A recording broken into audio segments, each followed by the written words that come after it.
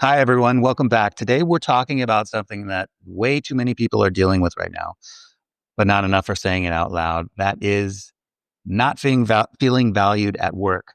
You show up, you give it your all, and yet crickets, no recognition, no appreciation begins to wear on you. So today, I have Maria and Roger with me, and we're digging into how to navigate this because we've all been there. Maria, I'd love to hear your thoughts on this. Hello everybody, and thank you, Matt. Yes, there was a point in my career when I can absolutely relate to that. I felt completely overlooked, got nothing back from leadership, no like, hey, good job, nothing. Tumbleweeds. So myself and my team would get massive accolades from constituents, but I personally was not receiving anything from leadership. And it's hard to hear all that praise from the constituents and then hear nothing from your leadership, not even an email, not a Slack, just zero. So, of course, just like everybody else, I'm sure you've all felt this way if it's happening to you. You start questioning yourself, going, "Oh, am I still doing a good job? Is this still, am I still showing up the way I should?"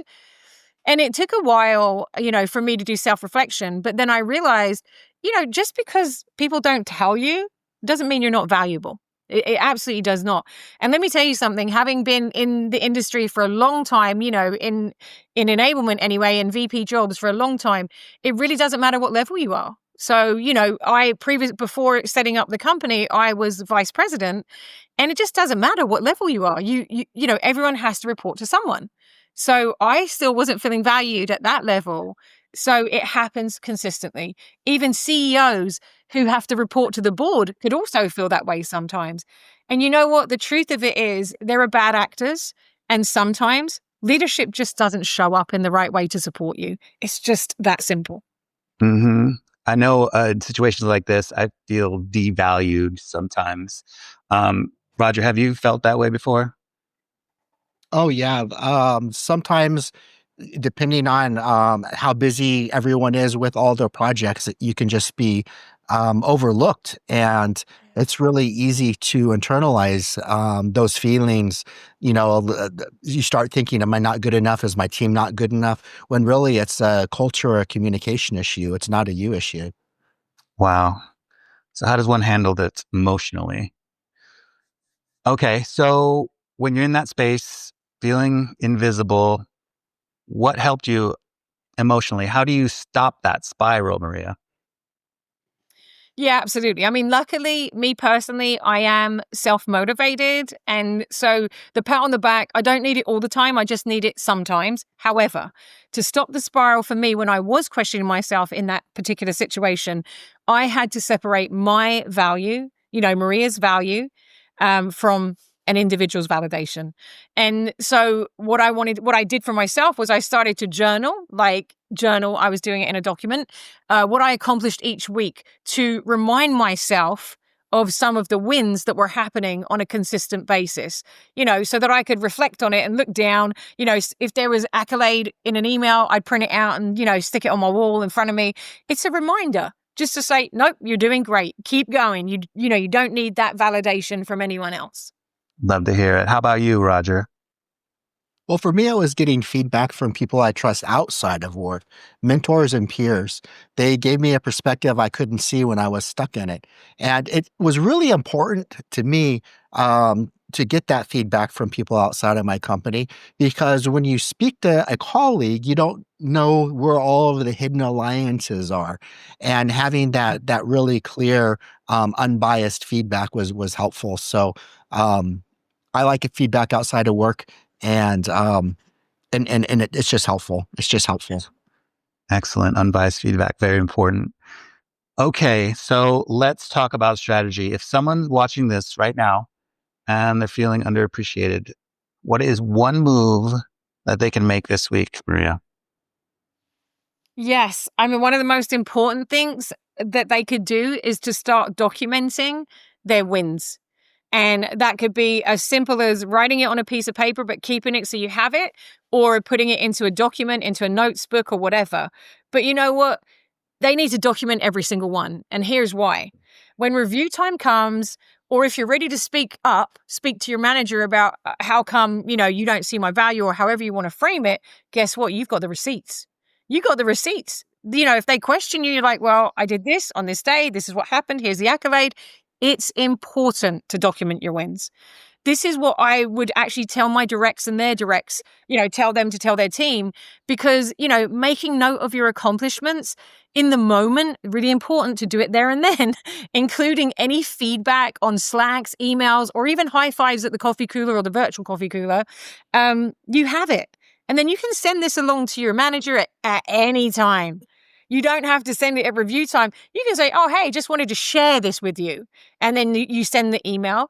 And then during the time of your review, you have the receipts.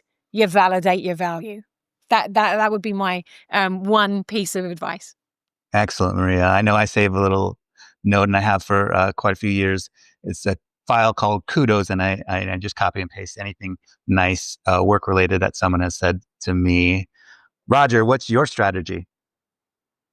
It's really just all about feedback. Before, I was saying that I like to get feedback from an outside mentor, which is my recommendation. But getting feedback from the team, anyone, is very important too, and be intentional about it. Something like, hey, I'd love your thoughts on how I've been contributing lately. Anything I could be doing more of or differently. It really opens the door. It's when you get the feedback from a colleague, the door that opens, there might be something new that you haven't thought of that you could collaborate with them on, build a new contribution, something you haven't thought of that you can help them with. And when you start helping the others, of course, your self-esteem is going to go higher and your value is going to go up, and you're going to get to add to that list that Maria was just talking about and your kudos list. Excellent. And I'd say, don't wait for recognition to feel proud. Celebrate your growth, and you don't need permission to celebrate it, to know that you're killing it. Here's a difficult question, Maria. If you're not getting the recognition, you're not getting the kudos, you're not getting any kind of love career-wise, when might it be time to move on? Yeah, that's a great question, Matt. And before I respond to it, I just want to say you're absolutely right. You do not need permission to know that you're killing it. I just wanted to, give a massive thumbs up for that statement before I go on. Okay, so when might it be the right time to move on? Well, first, I'd just like to call out, if you've been patient, waiting for that recognition from your leadership, and you've had a sponsor and people have advocated for you, and yet still nothing changes, well, unfortunately, it might be time to ask yourself the hard question. The hard question being, should I still be here? Am I showing up in the right way? And this is exactly what I did in my last role as a VP of revenue enablement. The company was great. A lot of the people were great, but some of the people were not showing up that helped me be the best version of myself. And that's really important. So it just wasn't for me. So I made the choice to just leave and go and do something else. And that's the biggest amount of courage that you can do, is be brave, know when it's not working, and take the action to change your environment if you cannot change where you are. Excellent. Roger, what about you? Same question. When is it time to move on? Well, there's nothing wrong with outgrowing a space that no longer sees your value. You deserve to be where your work is appreciated and where you feel empowered. Excellent. Well, for those watching, if you're in this space right now, hang in there. Take action and don't lose sight of your worth. Also, reach out to us, please. Maria is happy to give you some coaching to those to reach out to us. Thanks for joining. Drop a comment below if this hit home for you, and share it with someone who needs to hear it. Any final comments, Maria? Yes. The one thing I would tell you is you are not invisible. You're very powerful.